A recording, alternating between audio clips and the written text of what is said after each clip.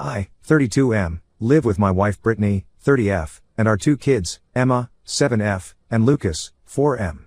My mother Linda, 58F, moved in with us 6 months ago after she lost her job and couldn't afford her apartment anymore. The situation has been difficult from the start, but I never imagined it would end up like this. I met Brittany when we were both in college. She was working part-time as a waitress to pay for her education while I was finishing my business degree. My mother Linda never approved of our relationship because Brittany came from a working-class family. My mom had always dreamed of me marrying into one of the wealthy families she knew from her country club. When Brittany got pregnant with Emma during our final year of college, my mother completely lost it. She tried everything to break us up, from offering to pay for an abortion, which we didn't want, to threatening to cut me off financially. I had a trust fund from my late father that I was set to receive at 25, and she threatened to contest it if I stayed with Brittany. She even went as far as setting up blind dates with other women behind Brittany's back. But I stood my ground.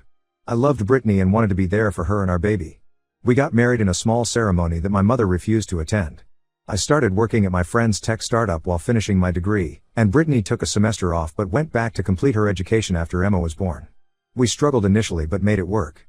Over the years, my mother maintained a cold but civil relationship with Brittany. She would visit occasionally to see Emma and later Lucas, but always made subtle digs about Brittany's parenting or our modest lifestyle. Brittany handled it with grace, never responding to the provocations and always encouraging the kids to have a relationship with their grandmother. Things changed 6 months ago when my mother lost her job as an event coordinator at the country club.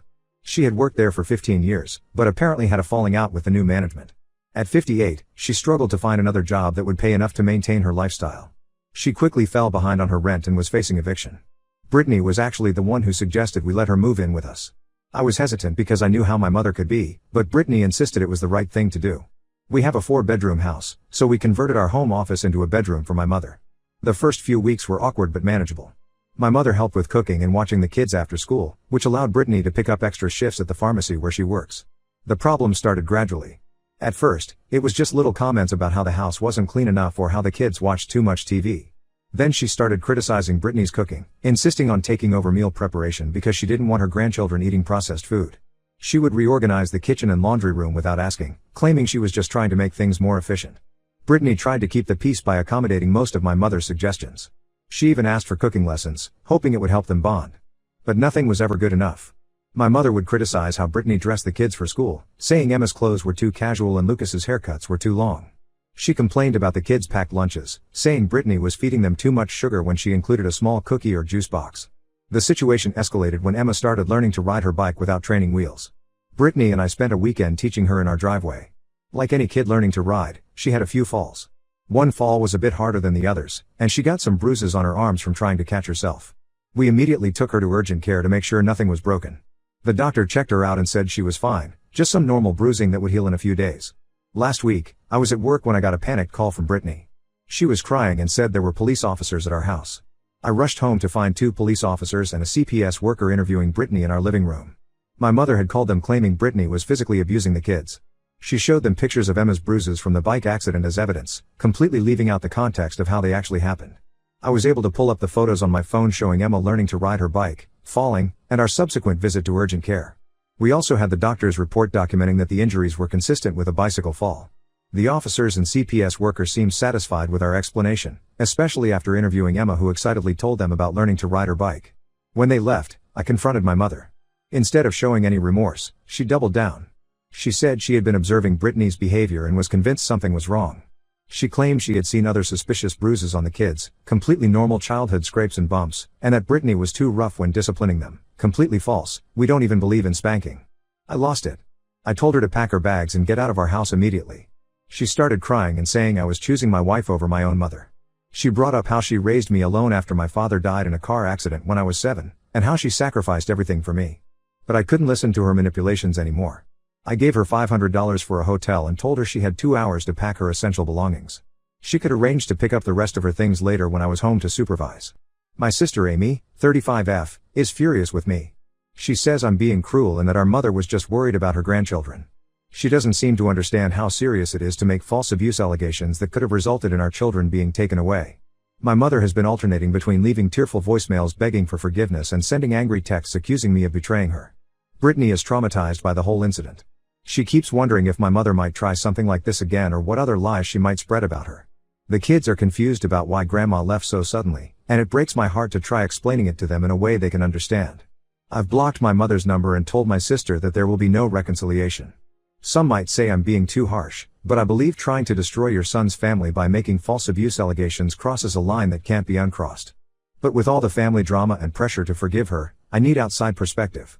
Ida? Update 1. It's been 2 weeks since I kicked my mother out, and the situation has gotten much worse than I expected. I thought removing her from our house would solve the problem, but she's been causing even more chaos from the outside. Last week, my cousin Mark sent me screenshots from our extended family WhatsApp group that I left years ago. My mother has been posting long messages in the group almost daily, telling horrible lies about Brittany. She's claiming that Brittany is an alcoholic who regularly comes home drunk and hits the kids. She said Brittany locks the kids in their rooms without food as punishment and that I'm too scared of Brittany to do anything about it. These accusations are completely absurd. Brittany works as a pharmacy technician and takes her job very seriously. She barely drinks, maybe a glass of wine on special occasions. We've never believed in physical punishment, and both of us agree that withholding food is abuse. But my mother has been spinning normal parenting moments into something sinister. For example, she posted about how Brittany starves the kids because she monitors their sugar intake and doesn't let them have unlimited snacks. She twisted the fact that we have child locks on the kids' bedroom doors, which we installed when Lucas was 2 and kept trying to wander downstairs at night, into evidence of Brittany imprisoning them. The worst part is that some of our relatives are actually believing these lies. My Aunt Patricia called me crying about how she should have noticed the signs of abuse when she visited last Christmas. My Uncle Robert, who I've always respected, sent me a long email about how turning a blind eye to child abuse makes me just as guilty. 3 of my cousins have reported Brittany's social media accounts as abusive and try to get them shut down. My sister Amy finally came to see me yesterday and revealed some disturbing information. Apparently, my mother had been planning this campaign against Brittany for months before the CPS incident. Amy found a notebook in my mother's things when helping her move into the hotel. It contained detailed documentation of what my mother called suspicious behavior. She had been secretly taking photos of every minor scrape or bruise on the kids, normal things like Emma skinning her knee on the playground or Lucas bumping his head on the coffee table. The notebook had dates, times, and her twisted interpretation of how these injuries must have happened. She even wrote down every time Brittany raised her voice or seemed aggressive, like when Brittany yelled stop because Lucas was about to touch the hot stove, or when she firmly told Emma to stop running by the pool. But the most shocking part was learning about the voice recorder. My mother had bought a small recording device that looked like a decorative pin. She would wear it around the house, trying to catch Brittany saying or doing something abusive. Amy listened to some of the recordings and said they only captured normal family life, kids crying over homework, Brittany singing while cooking, regular parent-child conversations about behavior and consequences. But my mother had written her own sinister interpretations of these mundane interactions. When she couldn't get the evidence she wanted from her recordings, she decided to use Emma's bike accident as her opportunity. She had taken close-up photos of the bruises while pretending to apply arnica cream that evening. She even tried to question Emma alone about how she really got hurt, but Emma kept excitedly telling the bike learning story. I'm absolutely disgusted by this level of calculated manipulation. Brittany had a panic attack when I told her about the secret recordings. She keeps wondering what else my mother might have documented and twisted. We've had to explain to Emma's school and Lucas's daycare that their grandmother is not allowed to pick them up or have any contact with them. We also told them to be on alert for any attempts by her to spread her lies to school staff. I've contacted a lawyer about getting a restraining order. The lawyer said my mother's behavior shows a concerning pattern of harassment and defamation, and we have a good case for getting legal protection. We're gathering all the evidence, the notebook Amy found, the WhatsApp messages, the fake abuse reports on social media. My sister is now conflicted about the whole situation. She admits that finding the notebook and recording shocked her, and she understands why we're pursuing legal action. But she still thinks there might be a way to resolve this without destroying the family. She suggested family counseling, but I told her that ship has sailed. You can't come back from trying to have someone's children taken away. I've started responding to relatives who believed my mother's lies. I sent them photos and documentation of the bike accident, along with security camera footage from our driveway showing the exact moment Emma fell. I also shared screenshots of Brittany's work schedule to prove she's not out drinking, and our Ring camera footage showing normal family life.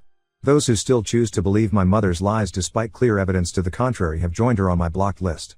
Brittany is trying to stay strong for the kids, but I can see how much this is affecting her. She's always been proud of being a good mother, and having her reputation attacked like this is devastating. The kids sense something is wrong but don't fully understand. Emma asked me yesterday if Grandma was mad at us because we're bad, and it broke my heart. We're trying to shield them from the drama while still being honest in an age-appropriate way. Update 2. It's been about a month since my last update, and some unexpected information has come to light. The restraining order is in place, which has helped reduce my mother's direct harassment. She can no longer contact us or come within 500 feet of our home, the kids' schools, or Brittany's workplace. But the family drama continues, just in a different way. Last weekend, my uncle Kevin, my mother's younger brother, asked to meet me for coffee. He's always been the most level-headed member of the family and stayed neutral during this whole mess. During our meeting, he revealed something that puts my mother's behavior in a new light, though it definitely doesn't excuse it. According to Kevin, my mother had been seeing a therapist for the past 3 years, something she kept hidden from everyone. She started going after having a breakdown at my cousin's wedding, where she caused a scene because the bride had asked Brittany to be a bridesmaid instead of asking her opinion first. The therapist diagnosed her with severe anxiety and possibly some paranoid tendencies that they traced back to my father's death 25 years ago. For context, my father died in a car accident when I was 7. He was driving home late from work in bad weather, and his car slid off the road. My mother had asked him to stay home that night because of the storm, but he had an important meeting the next morning. She's always carried guilt about not insisting harder that he stay home. The therapist had specifically warned my mother about her tendency to project her trauma onto situations involving child safety. Apparently, she would obsess over worst-case scenarios and convince herself that by spotting danger signs early, she could prevent tragedies. She was making progress in therapy, but then she lost her job and her insurance 6 months ago, right before moving in with us. Kevin showed me some of my mother's old therapy journals that she had left at his house for safekeeping. Reading them was eye-opening. She wrote about having nightmares where she would see my father's accident, but with me or the kids in the car instead. She described feeling overwhelming anxiety whenever Brittany would drive the kids anywhere, convinced something terrible would happen. Her writings became increasingly paranoid after stopping therapy, focusing more and more on protecting the kids from imagined dangers. The therapist had specifically cautioned her about catastrophic thinking regarding child safety and warned her that her anxiety might make her see danger in normal situations. There were notes from sessions where they worked on distinguishing between real and imagined threats, and exercises for managing her urge to control situations. This information helps explain some things, like why she became so fixated on documenting every little injury and why she interpreted normal parenting moments as signs of abuse. She couldn't save my dad, so she transferred all that unresolved trauma and guilt onto this situation with my kids. My sister Amy, after learning about mom's mental health struggles, thinks we should be more understanding and try to help her get back into therapy. She even offered to pay for it since mom still hasn't found a new job. But while I feel sad about my mother's mental health issues, it doesn't change my decision to maintain firm boundaries. Having mental health struggles doesn't give anyone the right to try destroying someone else's life. My mother chose to stop therapy when she lost her insurance, but she could have told us she needed help. Instead, she let her paranoia escalate to the point of making false abuse allegations that could have torn our family apart. Brittany suggested that we could consider supervised visits with the kids in the future if my mother gets back into therapy and shows real change. But she made it clear that she'll never be comfortable having my mother in our home again, which I completely understand. The trust is permanently broken. Some family members are now using my mother's mental health as another way to pressure us into reconciliation. They say we're being cruel by maintaining the restraining order when she's clearly unwell. But I see it differently. Her mental health issues help explain her behavior but don't excuse it. She made conscious choices to document, plan, and execute her campaign against Brittany. That shows enough awareness to be responsible for her actions. Update 3, it's been 6 months since everything happened, and I wanted to give a final update. My mother is still living with my sister Amy, and we haven't spoken directly despite her numerous attempts to reach out through other family members. Last month, she sent a lengthy letter through my uncle Kevin. In it, she apologized for her actions and said she's been back in therapy for the past 2 months. She wrote about understanding how her anxiety and unresolved trauma led to her behavior. However, near the end of the letter, she still included comments about how she notices Brittany doesn't dress the kids warmly enough and how Lucas seems anxious around his mother. This showed me that despite therapy, she hasn't really changed her core beliefs about Brittany. She also requested to see the kids during the upcoming holidays, suggesting supervised visits at my sister's house. She wrote that Emma and Lucas shouldn't be punished for her mistakes. But in the same paragraph, she mentioned that she still believes Brittany is not a good influence and that she worries about the kids' emotional well-being. I didn't bother responding to the letter. Brittany and the kids are doing much better now that things have settled down. We've established new family traditions without my mother. We spend more time with Brittany's family, who have been incredibly supportive throughout this ordeal. Brittany's parents often have the kids for weekend sleepovers, and her sister brings her kids over for weekly playdates. It's beautiful seeing the kids surrounded by family who genuinely love and support all of us. Emma still occasionally asks about grandma, especially when she sees her cousins with their grandmother. We've been honest with her in age-appropriate ways, explaining that sometimes adults make choices that hurt others, and while we can forgive them, we still need to protect ourselves from being hurt again. Lucas, being younger, doesn't really remember much about my mother anymore. The family pressure for reconciliation has increased with the holidays approaching.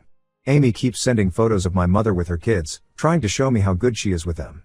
Several relatives have attempted to guilt-trip me by saying this might be my mother's last holiday season. She's perfectly healthy, they're just being dramatic.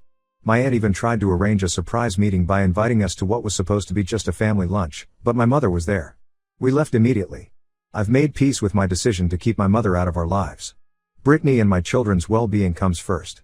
The relatives who initially believed my mother's lies have mostly come around after seeing the evidence and witnessing her continued behavior. Those who still side with her are no longer part of our lives either. My sister tells me mom cries every time she sees pictures of the kids on social media, and that she keeps their old rooms at her house exactly as they were, hoping they'll visit someday. While this makes me sad, it also reinforces that she's still not dealing with reality. She's created this narrative of herself as the victim who lost her grandchildren, completely ignoring the fact that her own actions caused this situation. I know some people might think I'm being too harsh by maintaining these boundaries, especially given my mother's mental health struggles. But I've learned that sometimes loving someone means accepting that you can't have them in your life. My priority is protecting my wife and children from toxic behavior, even when it comes from family. We're focusing on moving forward and creating positive memories with people who respect and support our family unit. Sometimes the healthiest choice is the hardest one, but I know we made the right decision for our family.